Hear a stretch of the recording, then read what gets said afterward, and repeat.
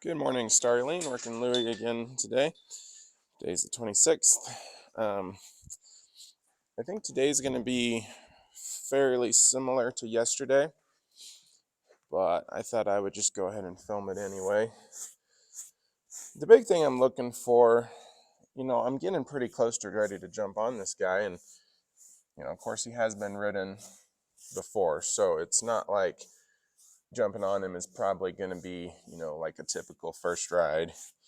It's probably not going to be that. I probably could just jump on him and ride around a bunch right now if I wanted to. But the goal is not just to be able to ride him around, or for an experienced rider to be able to ride through whatever he might do.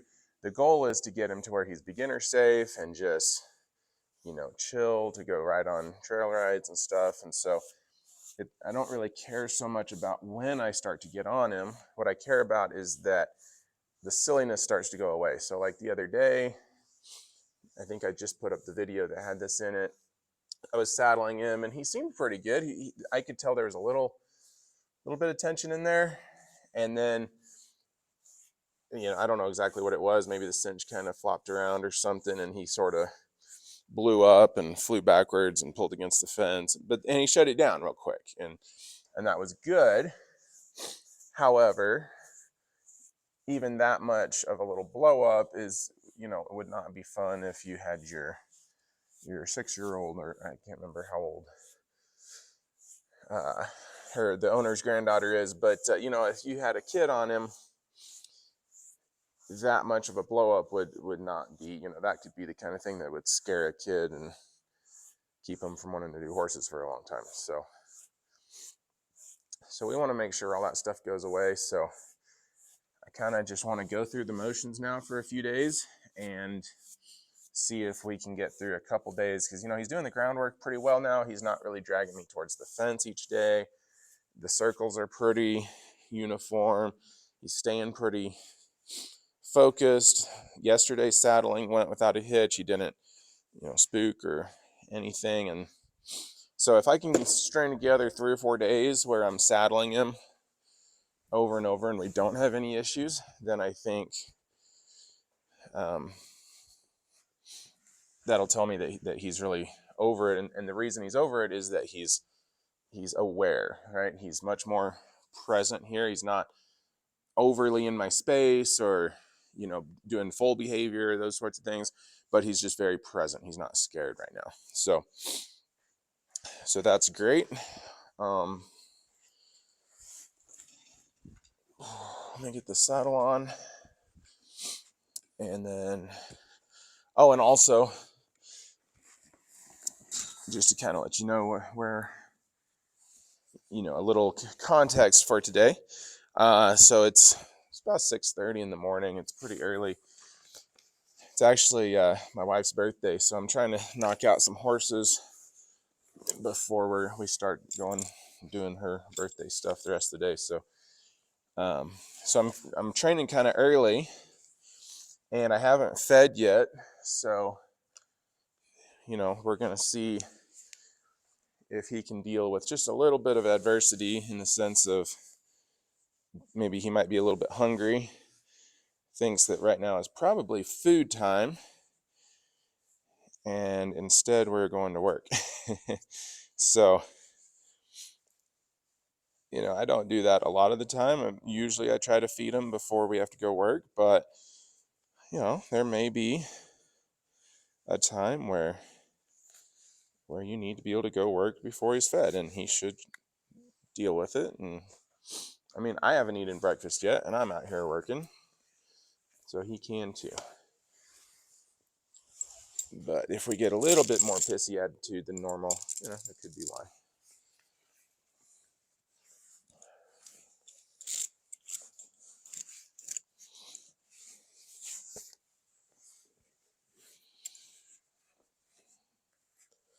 All right, so I might just work there a little bit, so he probably couldn't see it from that side, but right here, as I'm going to do the cinch, when my fingers kind of went in between his rib cage and the cinch, he tightened up that rib cage quite a bit. But hey, he didn't fly backwards. He didn't, kick at me or do anything of that nature. So that's good. And then I just kind of worked my hand in there a little bit, and he got over it. So.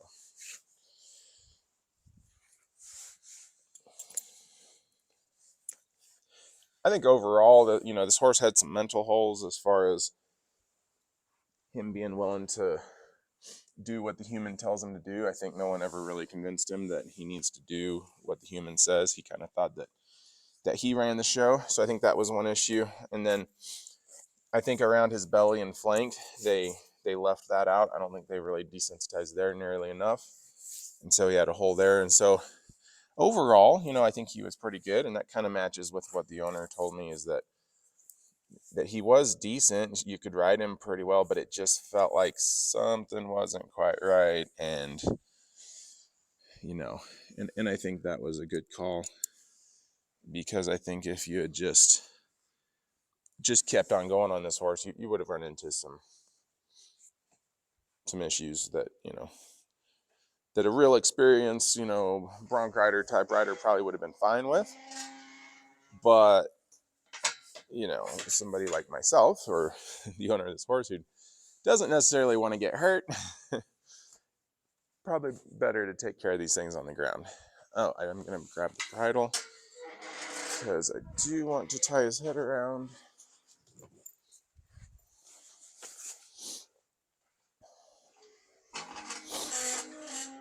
So I videoed this all yesterday. I'm not going to go back into a lot of detail on exactly how to tie his head around and the safety of all this. And, because there is, like I talked about yesterday, in case somebody didn't see it, there's a lot of incorrect ways or dangerous ways to tie a horse's head around, and you want to make sure that you're doing it right. So if you're watching this video and you didn't see the video from yesterday, especially if you're thinking about tying your horse's head around, please go watch that video, and don't just try to copy what I'm doing today without going back and watching where I actually describe exactly what and why I'm doing what I'm doing. Okay.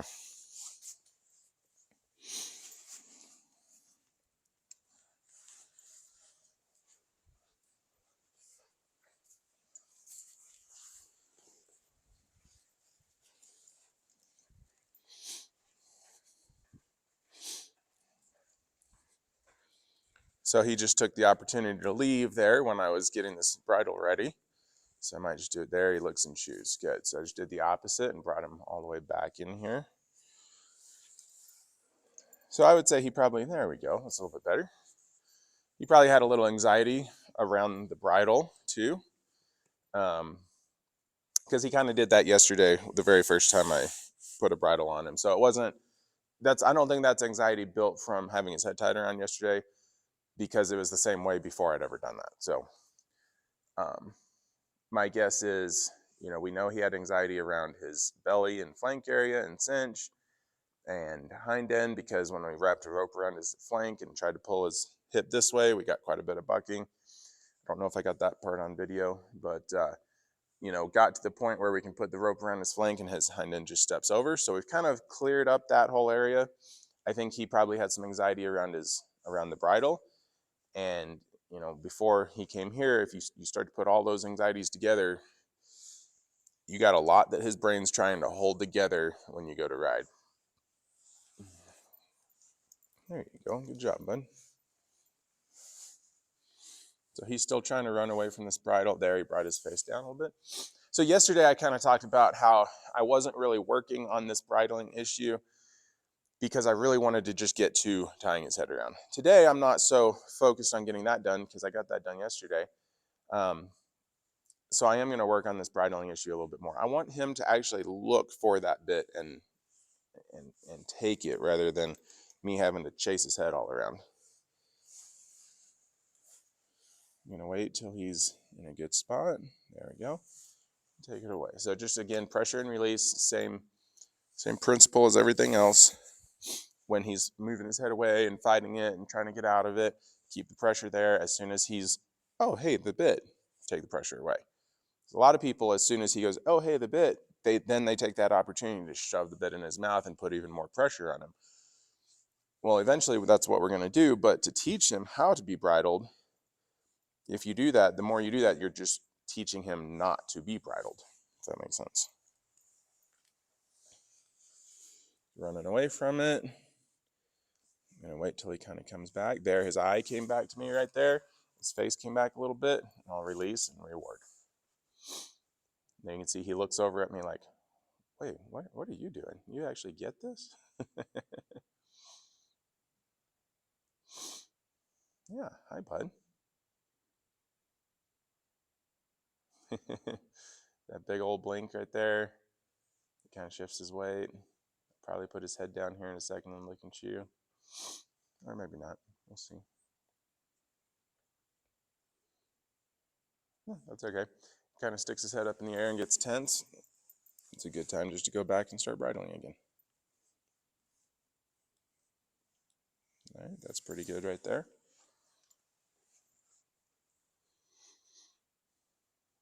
Yeah, I want the owner's 6-year-old, whatever she is, granddaughter, to be able to just come up and toss a bridle on this horse. Even though he's way taller than she is, he could stick his head way up in the air and get away from it. If she wants to put a bridle on this horse, I want her to just be able to come up and have him just look into it just like that. Beautiful. And I'll reward him on that.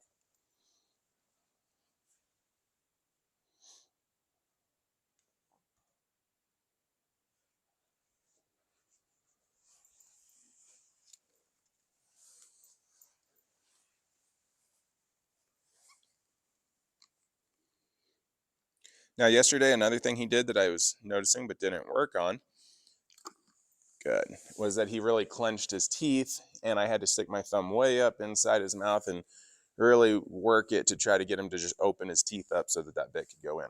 So today, instead of going ahead and putting a bit in as soon as I can, I'm going to work on that a little bit. So I'm going to go to that point where, make sure that his head stays nice and neutral and soft, and about to put the bit in and wait for his teeth to open and then take the bit away. So I'm actually teaching him again how to accept that bit. He's fighting it. There he comes back to neutral. Take it away.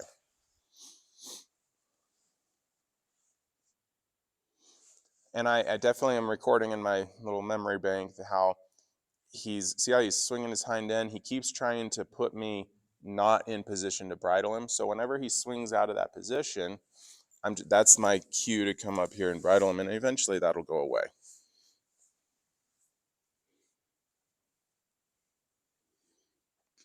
I'm just gonna wait for his teeth to unlock here.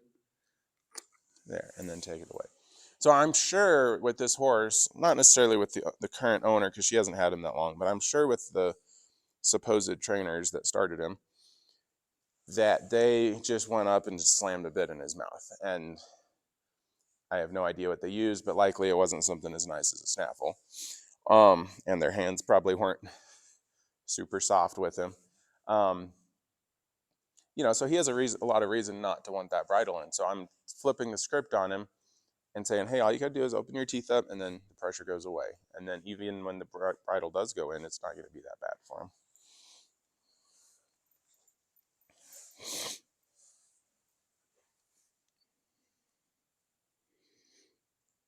So he's clenching.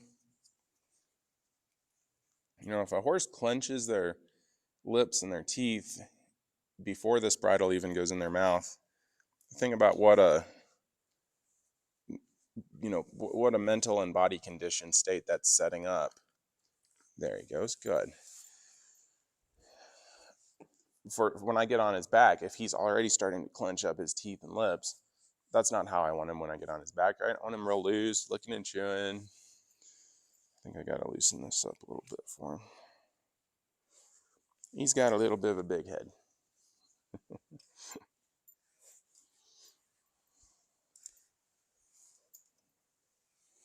Better.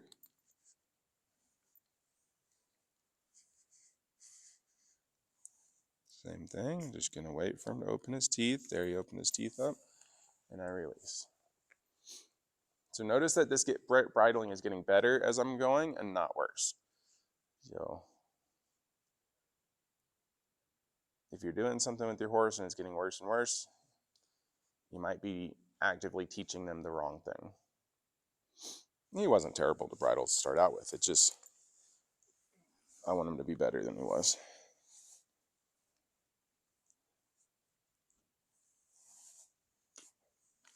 There we go.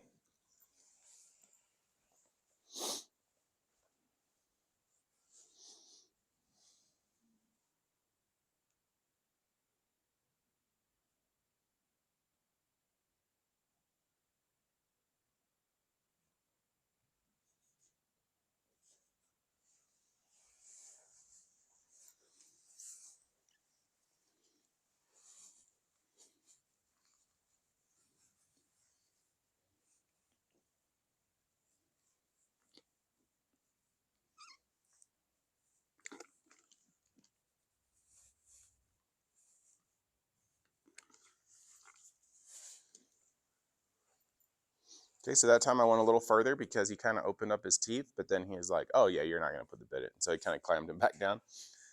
So that time I opened up his, got him to open his teeth and went ahead and put the bit past his tongue and then dropped it back out and released. So.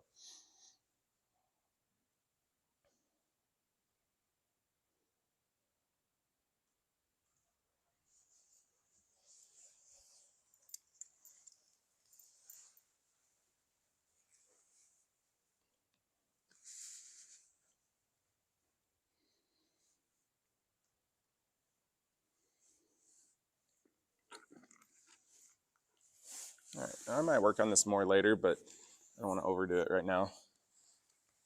Just gonna go ahead and put that in, and now almost the release is almost the bit going all the way in his mouth at some point. So he kind of gets a release there anyway.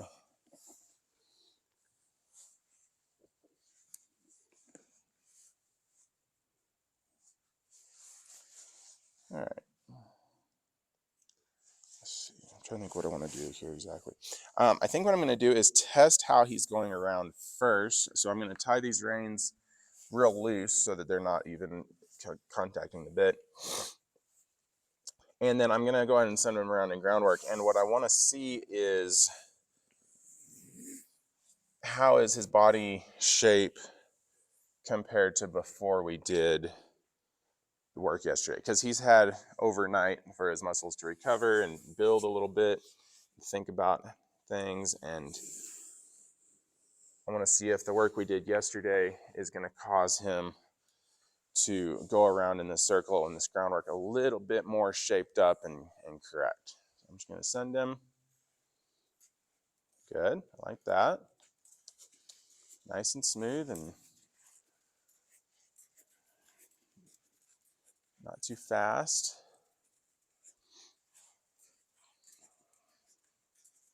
So if I was sitting on his, if I had just jumped on his back, let's say I just got in the saddle for the first thing this morning, and I squeeze him up and ask for a walk, or his owner does the same, that would be a very pleasant walk to start out the day with, right?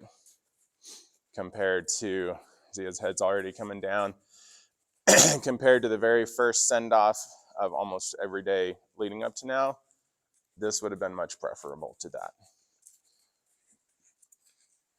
My only complaint with that groundwork is that his butt was a little bit to me and his head was a little bit away.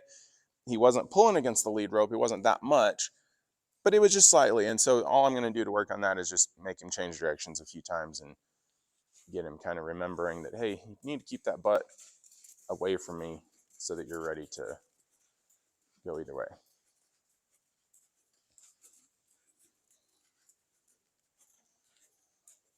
I'm going to go ahead and ask him to trot. Good. If I was on his back and asked him to trot, that wouldn't be too bad, right? He's throwing his head a little bit. It took him a little bit to get into that trot, but hey, it's early in the morning. It's the first time he's trotted today, so that was interesting. He slowed down over here, which is away from the gate. That's not usually he rushes through this side and tries to slow down on this side. Now all this coughing stuff is not not desirable per se, but I've seen quite a few horses where when they really start to release and let down, they do a couple of coughs. Not all horses, but he might be one where that's a signal that he's letting down a little bit. Okay, now you're starting to see his head kind of bracing a little bit. So I think he's kind of getting into his old body movement style, right? He started out really good, and then I don't know what changed. He did his coughing thing, and then he kind of braced up that neck and was like, oh, I remember how to do this. If I brace my neck, I can move my legs easier, right? And so that's a good point to go ahead and tie his head around.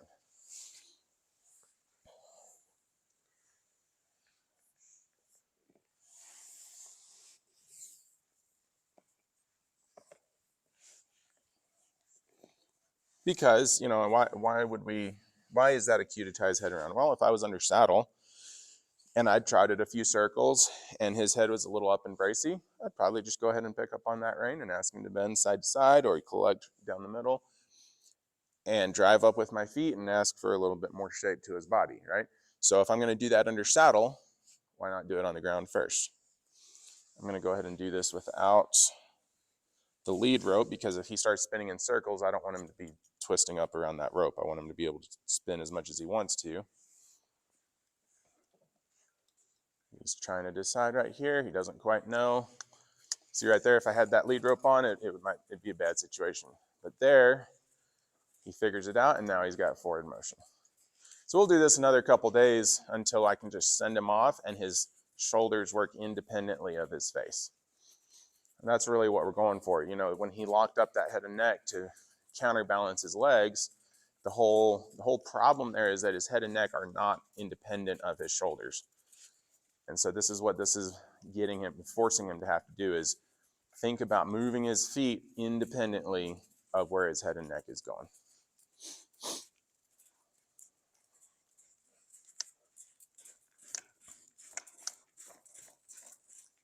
I love this because he tried to shake his head right there. He tried to do some of that studdy kind of, not that he's a stud, but tried to do some of that, I don't want to do it.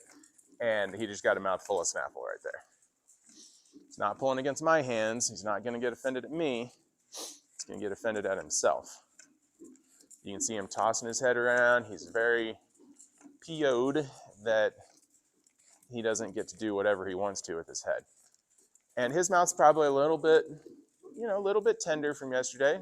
That's not sore or anything. I mean, we didn't do anything more than this yesterday. But, first time he's ever had that Snapple really sitting on it like that, at least with me. His mouth might be a little bit tender, and so his muscles might be a little sore. And so he's really fighting against it, going, I don't think I like this. I need to figure out So you can see him just pulling and pulling and pulling against that rein. But he's going to figure out that you can pull as much as you want, but you ain't getting away from it. And I'd much rather him figure that out before I'm sitting in the saddle and I'm pulling on the rein.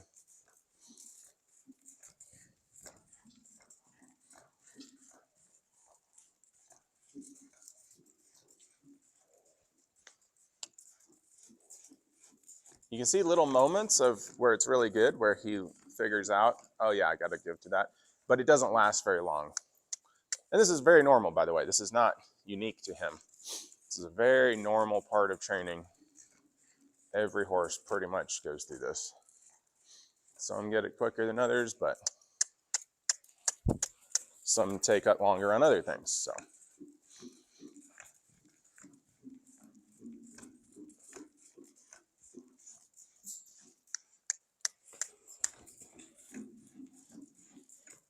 You can see him shaking his head back and forth like, I don't like this. No, sorry, dude. Figure it out and then we'll stop. Oh, he almost got it figured out there. He's looking for every way out he can.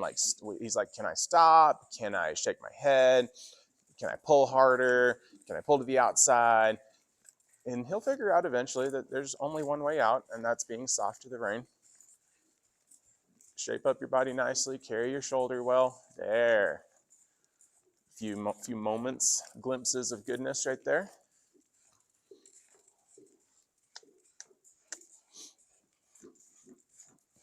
Ooh, yeah, that's good. I'm going to let him stop on that one.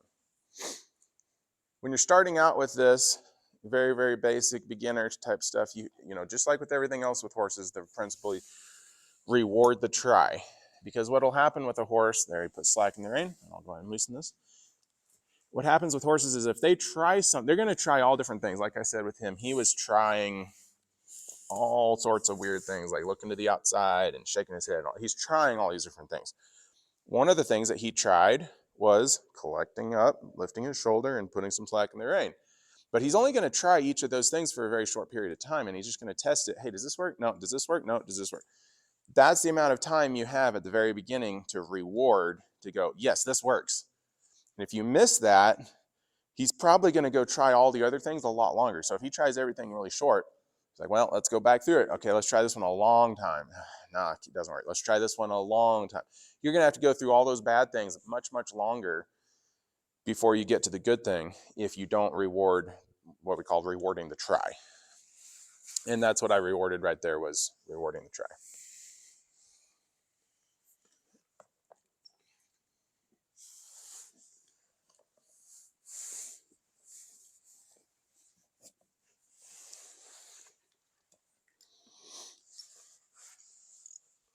Okay. Send them forward again.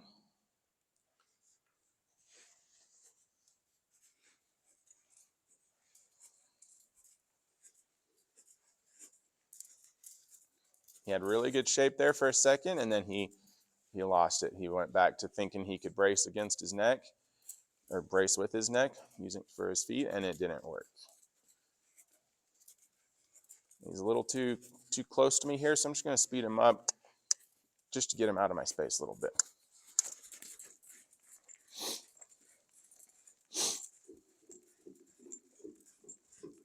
When I say get him out of my space, I really am saying get that shoulder to stand up, get that rib cage out to the outside, make him use his hind end. When he's real close to me in here, he's basically just falling into that inside rein. That's not what we want. Okay, see him throwing his head against that, getting real offended at that bit. Not going to do anything about it. We're just going to leave him in this until he kind of gives up on that. See all that? I don't want to be in the saddle when he's doing that.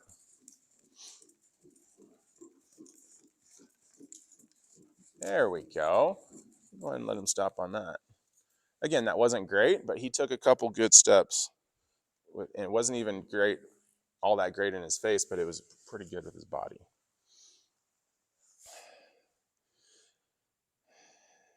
So he's got quite a bit of tension on this rein. Gonna wait for him to take the tension out, or put slack in it, I should say, I guess.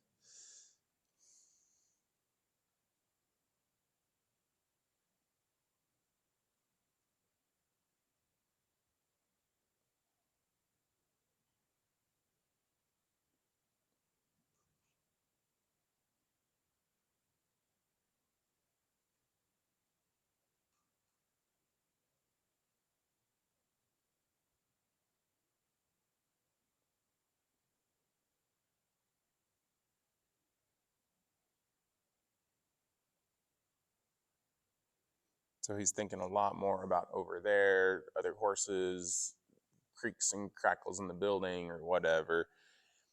He's thinking about all that stuff, and so he's pulling against the bit, trying to look over there. And right there, he actually brought his attention back here and put slack in that rein. And so he took the slack back out. There, he put slack in it.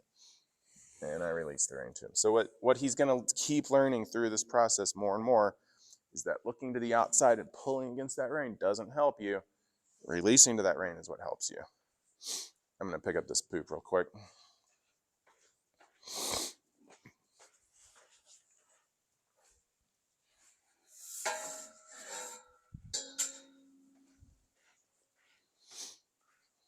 I don't love that he's following me here, but I don't hate it either. He's being very respectful. He's being right where he should be if I was leading him. So I'm not going to do anything about that particularly at the moment. A lot of people want that. They want their horses hooked onto them. For me, if the horse is codependent with me, meaning he has to be with me in order to get his, or if he has to be walking around. You see, he's walking around right now doing stuff. I want that horse to be completely calm and confident standing wherever I leave him, and him not to feel like he has to go anywhere. So, like I said, I'm not going to work on that right now. I'm noticing those things that, okay, this horse might not be completely calm and confident in his own skin because he still felt the need to go somewhere. Okay. Oh shoot, I need the lead rope. So what I want to do now is I've tied his head both directions. He did good on both sides. He can do better, but he did good for now. What I want to do now is send him again and see if it's helping his body setup, his body usage.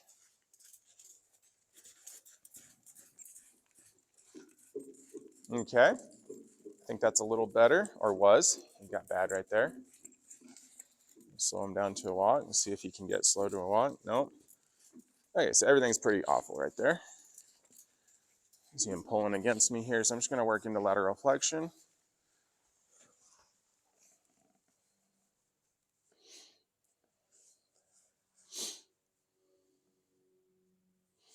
I'm waiting for this eye. I can still see a sliver of white around his eye there.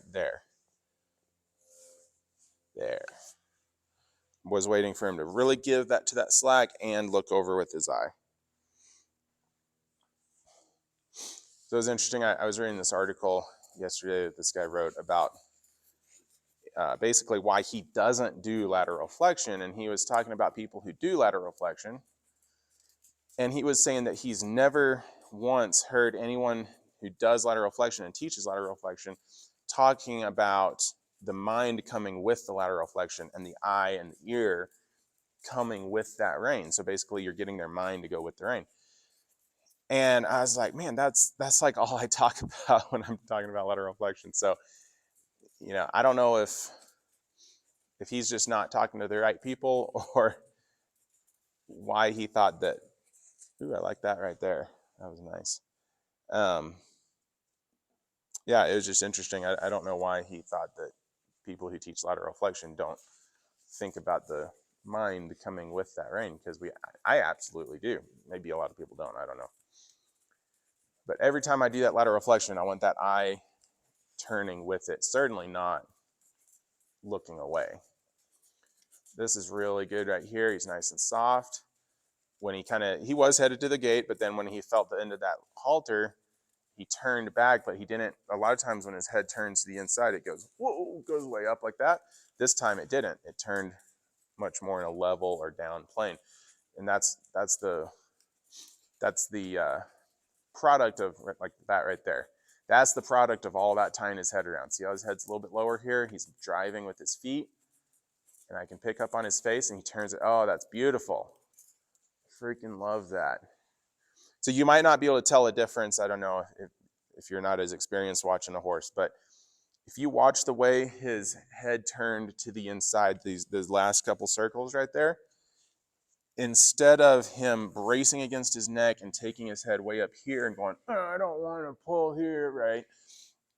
Instead, when I hit that halter, he went here. He turned from the pole, turned his whole head into me like that, where I could actually see more of the front of his face, just like he is right there, and actually lowered his neck just a little bit. I'm not asking for him to put his head on the ground or anything, but I'm just asking for him to turn in and be athletic right here, okay? That was beautiful. Good.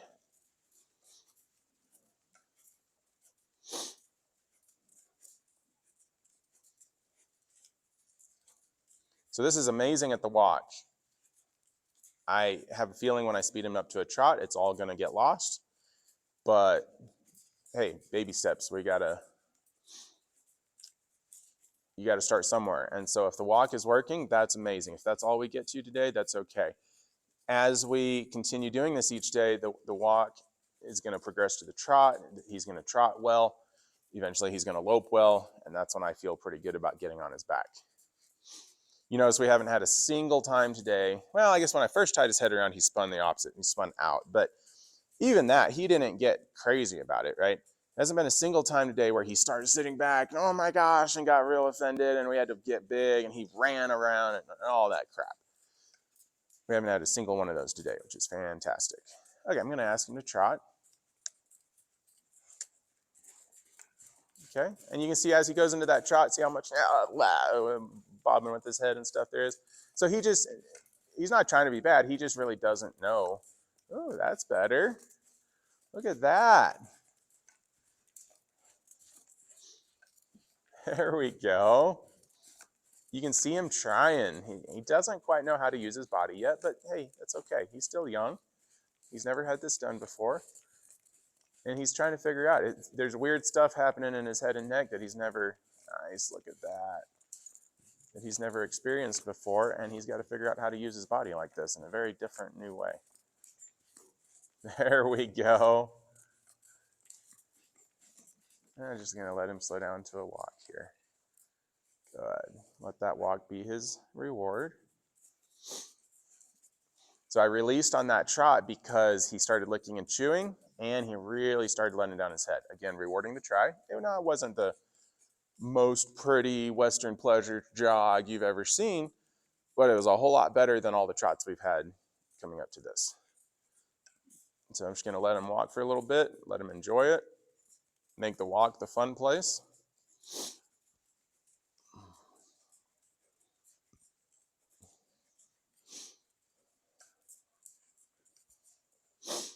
And I probably won't tie his head around again unless some issue comes up.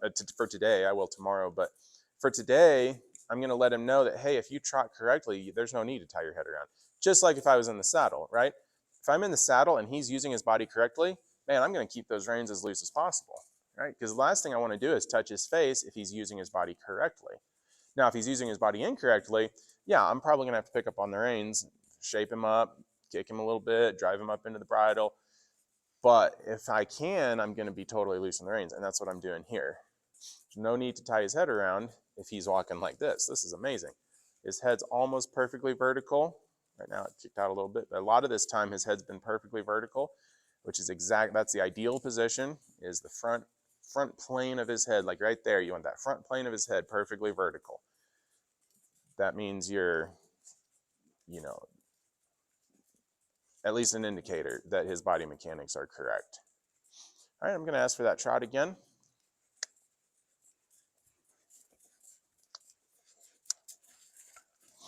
Okay, so we just need to work on that trot departure a little bit. He thinks he needs to throw his head to get into it, and he just doesn't. But, that's years and years and years of, 4 years of habit that we're trying to break in a day. So, it's fine. But this trot is still better. You can see him going back and forth between stiff and relaxed. And he almost breaks to a walk.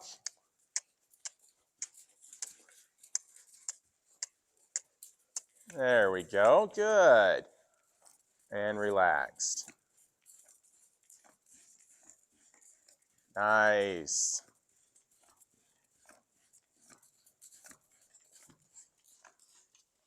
Go ahead and let him stop there. Good. Now, that trot got really bouncy there at the end because he quit using his head and neck, but he hasn't quite engaged his back either. So he's kind of on his front end, like boom, boom, boom.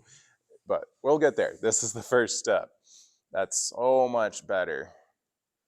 And he's licking and chewing, doing big blinks. Very, very nice.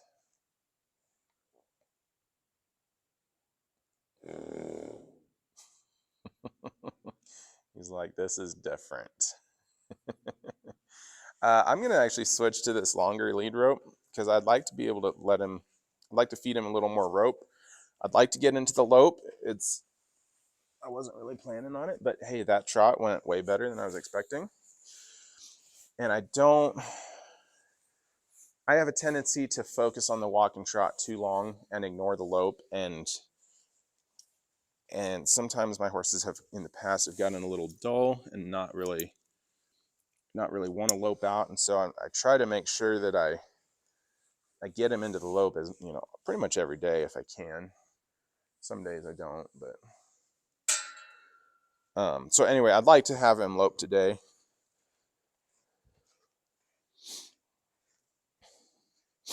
Just to make sure that we get that speed and that responsiveness, but that he maintains this nice calmness that we have as well. So ask him to go. So for him, speed changes, whether it's that initial ask to go or whether it's increasing to the trot and probably increasing to the lope, those speed changes is where he gets stiff. He's getting to where he's pretty soft in each gait, but the speed changes, he gets stiff in order to make the change. So what that tells me is we need to do a lot of transitions with him. And, whether we'll do that up from the ground like this, but then once I start riding him, we'll need to do a lot of transitions, or once he goes back to his owner, I would prescribe for her to do a lot of transitions with him. And the great thing about transitions is they're pretty easy for everyone to do. It's not something that takes a lot of feel and timing and, knowledge and ability. It's really just get it in your mind that, okay, I'm going to walk and then I'm going to trot, and then I'm going to walk and I'm going to trot, and I'm going to do that transition 20 times today, or whatever it is, or until it feels right. But it'll make you a better rider, and it'll make him a much better horse. Just do tons of transitions, and then do your trot to lope transitions 20 times or whatever. Do walk to lope to walk transitions. Stop to walk, stop to trot. Maybe not stop to lope until you get more advanced, but you see what I'm saying. Each gait, including stop as a gait, moving to the next gate, that's the transitions you need to do like a bunch of times. All right, let's have him trot. Ooh, oh, that was almost really good. He almost stayed nice and soft through it. You see him shaking his head off there. And that was not a shake like a I'm mad shake. That was like a shake off the cobwebs kind of shake right there. Because he really tried to get into that trot, keeping his head and neck loose. And right at the last moment, he popped his head up. But hey, we are making improvements here. I absolutely love what we're getting through here. This trot is so much better. His head and neck is so much looser than before. All right, let's go ahead and lope.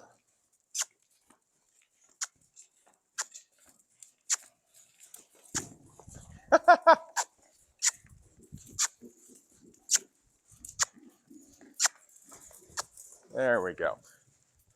All right, so did you see what we got there? I don't know if the camera could see it. But trying to go from that trot to lope, what happened? He kind of gave a little buck. He kind of flipped out just a small amount. And then when I did get him into the lope, then brought him back to the trot. Now look how our trot is. It's back to how it was before, right? Super fast, head and neck kind of stiff. Trying to break to a walk, there's a licking at you. I'm going to go ahead and let him stop there. So like I said, and that's not to be unexpected. That's not that he's a terrible horse. It's nothing like that. It's not that, all of the training's out the window. Nothing like that. It's just when you go to the next speed, you're going to break the last thing that you had. And that's why it's so important to come out here and lope, because I could get him perfect at that trot for days and days, and everything looks amazing. And then I push him to the lope and it all breaks. And it's not that you've wasted all those days, but, it's just, it'd be better to break it now and fix it now, and then tomorrow get everything good at the trot, break it with the lope, fix it next day, because he's got to keep his same mindset when you go into the lope that he has when he's in the trot. But I really, really like some of the things I'm seeing, like even him, I don't know what you call him doing that, but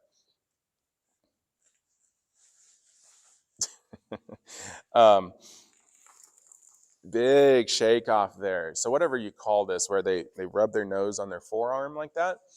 So that's actually, there's different philosophies on what that means, but the one that I think is probably right is that it's basically, they call it a stress indicator, but that's a bad term for it. What it really means is that he's trying to communicate to other horses, or in this case me, that he doesn't want to fight. Now, that's a really good thing for your horse to be telling you, right? Because I don't want to fight with him either. And if he's telling me, hey, bud, let's bring down the temperature in the room. I don't want to fight. I'm just here to get along, right? I'm not trying to challenge the pecking order. I'm just here to get along. That's fantastic. That means I'm much less likely to get into a fight with him. He's much less likely to try to buck me off or pull against the reins or do anything like that. And the other thing that's good about it is expressing emotions is usually good, right? If you're shut down and you can't express your emotions, it's probably not a healthy mindset for you to be in, right? And if you're around people you don't trust, you're probably not going to express your emotions either. You only express your emotions to people that you trust, right? So if he's expressing his emotions to me, then that means he not only trusts me and respects the fact that I'm going to hear his emotions and respect them, but it also means he's not wanting to fight with me. So a lot of really good things. And I think this is the first time I've ever seen him do that. Also, see how wide his stance is in his hind end? That's really good too. That means he's ready to go wherever. That's like collection, basically.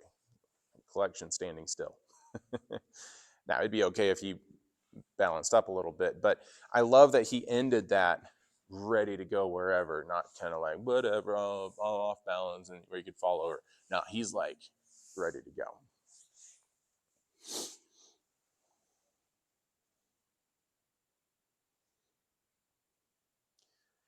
All right, we did a lope to the right on the right lead. Let's do a lope to the left on the left lead.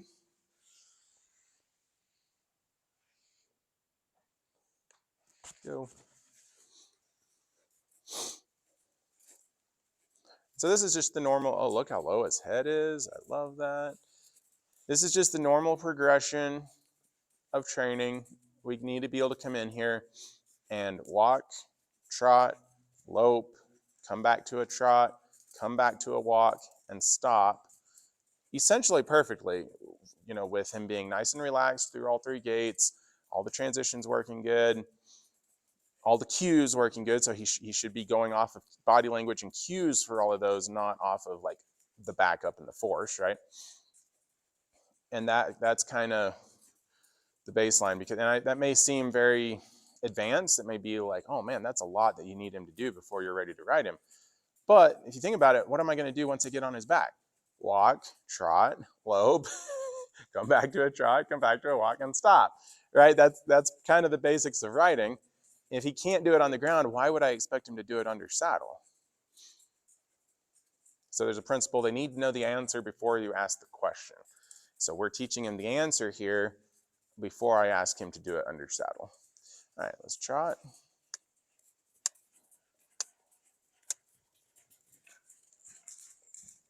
Okay, that wasn't great. I'm going to ask him to slow down and try that again. See how his shoulder gets real braced right there? That's something we need to work on a little bit. I'm not going to work on it right now, but so his downward transition from a trot to a walk is an issue for him. Ask him to trot. But the upward transition is also an issue, as you can see right here. And it's all just about mind to body control, where I'm asking him to trot off of that cue, which means he needs to read my cue and then tell his body to trot. I think always before, when he trots, it's just instinctual. It's just, oh my gosh, I'm scared of something. I need to get away. So trot. Now he's trotting because his brain tells his body, I need to pick up a trot. And that's a very unique thing. You know, that was cool right there, except for the stop, but right before the stop, that was good body control. Or good loosening of his head and neck. You know, horses don't usually intentionally tell themselves, okay, I need to trot now. Like the way we ask them to do that.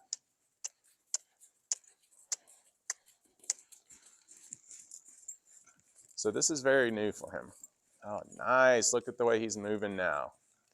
All right, I'm going to go ahead and ask him to lope.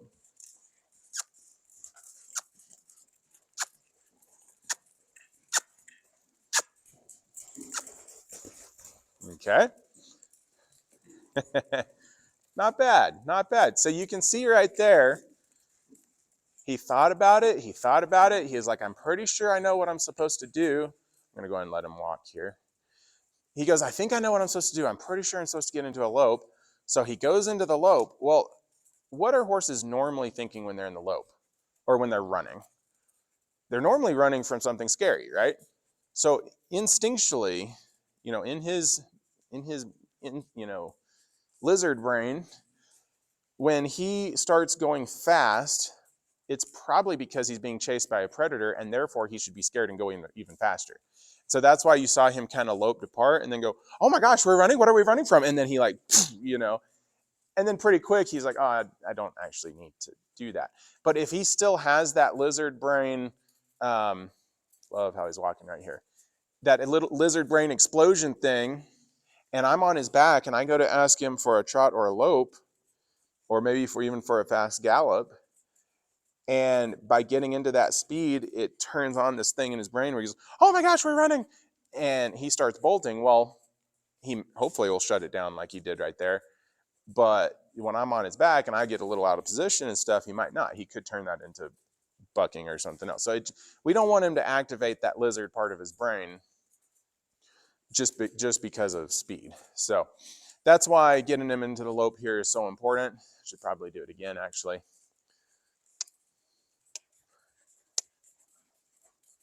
Good. That was a better trot departure. A little bit of tension in his head and neck, but not bad.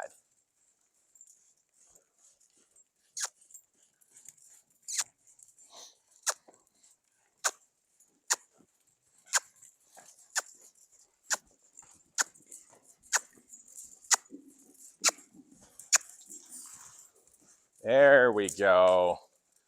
That was nice.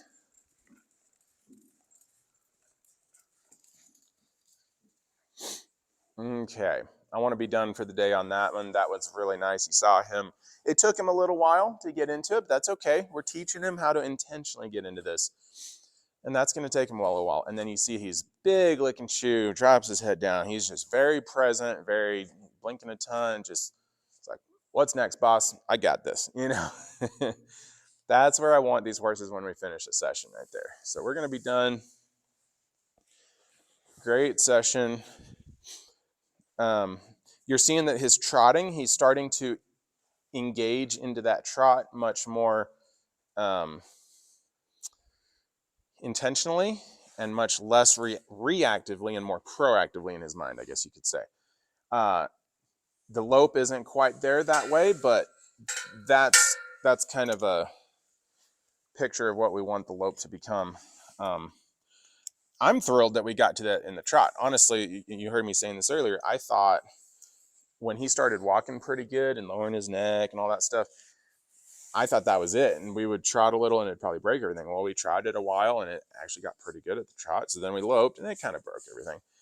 But he got farther today than I thought he would. So I'm pretty thrilled with that. And the great thing is that whole last half of that session, we never touched the reins. All of that was just him figuring out how to carry his body correctly, and the head started doing the correct stuff. So, collection, see how he's throwing his head into that? So he's used to running the show. Probably whoever taught him how to be bridled just allowed him to rip that bridle off his head. But anyway, a lot of people think that when they hear the term collection, they just think pulling on the reins and kicking. Or maybe not even kicking, maybe just pulling on the reins. That's not collection. Collection is in their body when they're ready to do whatever they need to do, right? This is collection. I'm ready to go that way. I'm ready to go this way.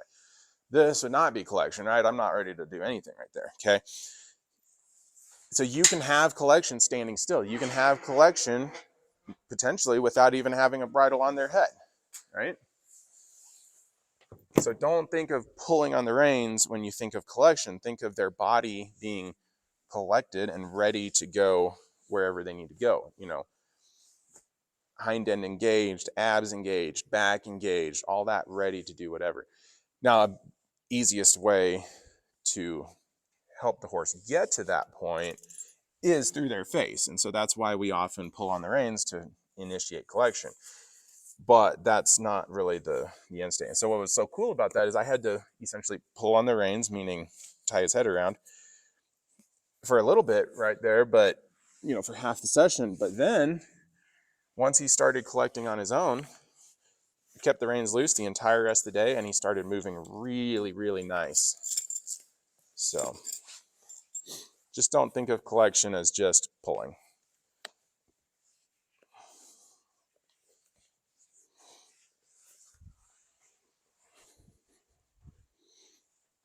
And I love how chill he is these days.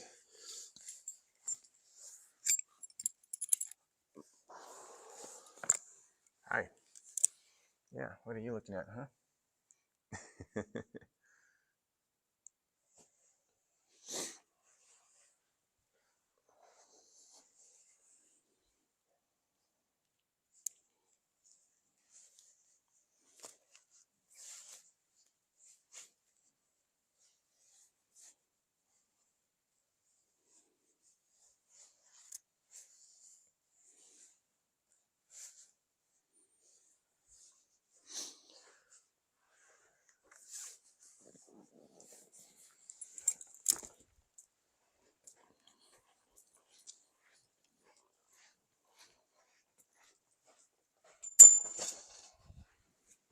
All right. For any of you guys watching, if you have any questions or comments about what I did today, please drop them in the YouTube. Other than that, thanks for watching. Have a good day.